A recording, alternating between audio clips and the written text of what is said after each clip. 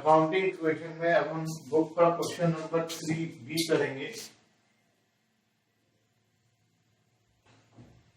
Format बना लो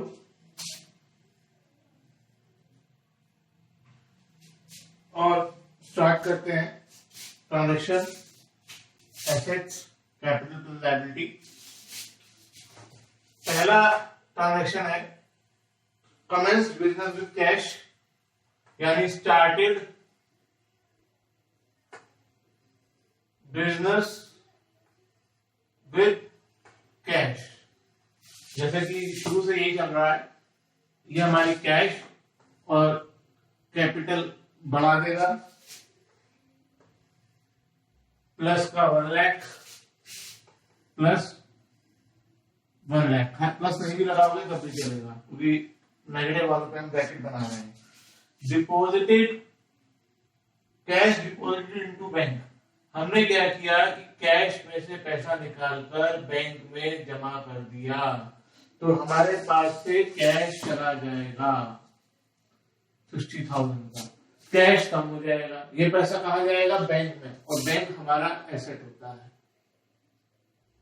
ये पैसा कैश में से निकलकर बैंक में चला जाएगा, तो एक अलग से एसेट आ जाएगा यहाँ पर बैंक, जिसमें ये 60,000 ऐड हो जाएंगे। अब क्योंकि दो ट्रांजैक्शन पूरी हो गई हैं, तो अब हम न्यू इक्वेशन बनाएंगे। अपने आप सॉल्व करो।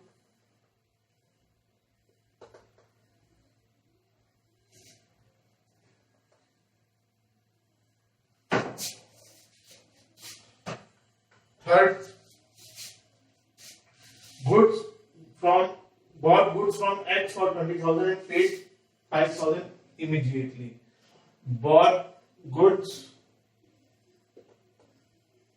from X for cash and credit, क्योंकि पूरी पेमेंट नहीं करी, कैश में भी खरीदे हैं, क्रेडिट में भी खरीदे हैं। क्योंकि आपने गुड्स खरीदे हैं तो आपके पास स्टॉक आ जाएगा 20,000 का।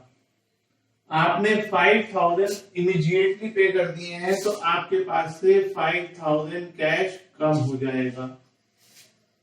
अभी पूरा नहीं हुआ है। 15,000 आपने क्रेडिट में खरीदे हैं, तो इनको आप बाद में पेमेंट करोगे, तो ये आपकी टैक्स आपके लिए क्रेडिटर हो जाएगा, और लायबिलिटी साइड में क्रेडिटर आ जाएंगे 15,000 से। तो कई ट्रांजैक्शन ऐसी भी है जिनका इफेक्ट 3 जगह पड़ता है। अब न्यू इक्वेशन बनाओ।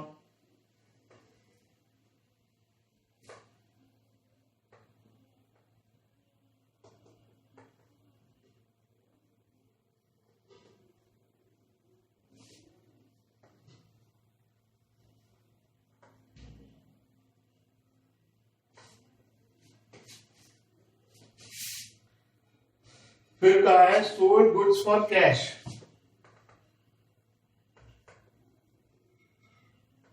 हमने गुड्स बेचे हैं, जब हमने गुड्स बेचे हैं 20,000 में बेचे हैं 15,000 वाले, तो हमारे पास से स्टॉक चला जाएगा 15,000 वाला, और हमारे पास 20,000 कैश आ जाएगा। और क्योंकि हमने 15,000 के गुड्स 20,000 में बेच दिए हैं, तो इसका मतलब हमें इन्हें बेचने में 5,000 का प्रॉफिट हो गया है, और प्रॉफिट जो है वो कैपिटल में ऐड कर दिया जाता है।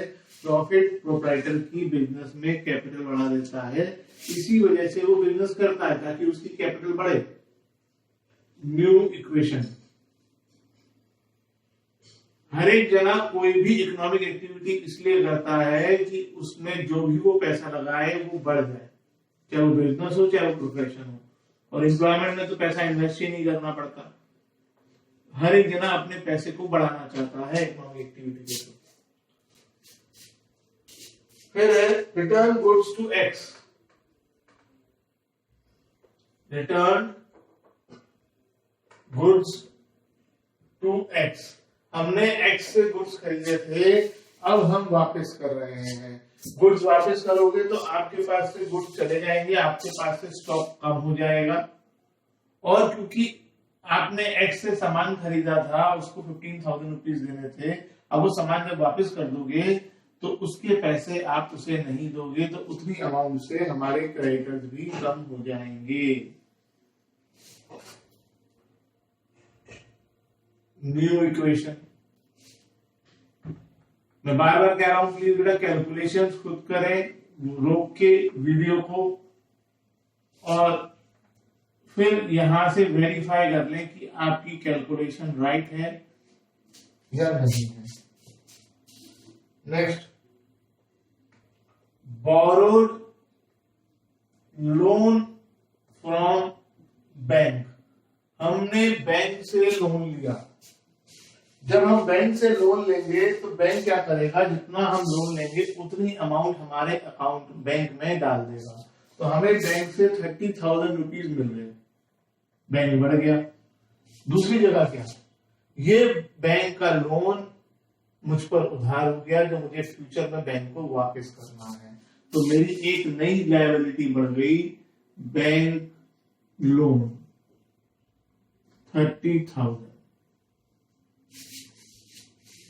अब क्योंकि मेरा पेज खत्म हो रहा है तो मैं न्यू इक्वेशन यहां ना लिखकर न्यू इक्वेशन ऊपर लिखूंगा। आप नेक्स्ट पेज में लिखेंगे अगर आपका पेज खत्म हो जाता है तो। नए पेज, आप चाहे न्यू इक्वेशन जहां निकाल रहे नए पेज पे न्यू इक्वेशन जरूर लिखें। नए पेज पे आप ये सब दोबारा कॉपी करेंगे, यही हेडिंग दोबारा डालेंगे जो डली हुई है, और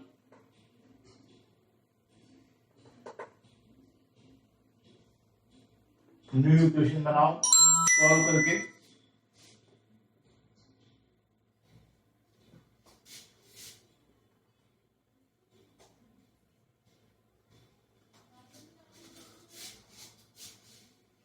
लास्ट है paid wages and outstanding wages. अब ये पहली बार आया है लेकिन इंपॉर्टेंट है। हमने वेजेस पे करी है और कुछ वेजेस आउटस्टैंडिंग है, तो पहले जो वेजेस पे करी है उनकी बात कर लेते हैं। हमने वेजेस पे करी है 6,000, हमारे पास से कैश चला जाएगा, और क्योंकि हमने वेजेस का मतलब होता है जो हमारे यहाँ काम कर रहे हैं लोग उनको पैसे दिए हैं, ये हमारे लिए खर्चा हुआ, एक्सपेंस हुआ, तो ये कैपिटल में से माइनस हो जाएगा।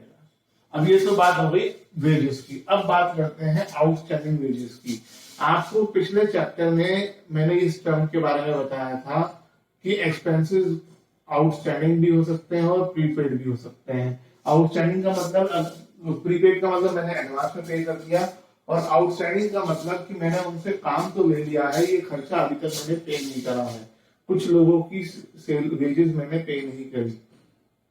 अब पे नहीं करी है तो कैश तो नहीं जाएगा, लेकिन ये मेरा एक्सपेंस है, आज नहीं तो कल मुझे ये पे करना है, क्योंकि ये मेरा खर्चा है, तो ये हमारी कैपिटल को कम कर देगा। ठीक है। अब दूसरी बात क्या, कैश तो जा नहीं रहा, वेजेस पे कर रहे हैं तब भी माइनस हो रहा है, नहीं पे कर रहे तब भी माइनस कर रहे हैं। क्यों माइनस कर रहे हैं? क्योंकि हमारा एक्सपेंस है, हमारी अकाउंटिंग ऐसे ही चलती है।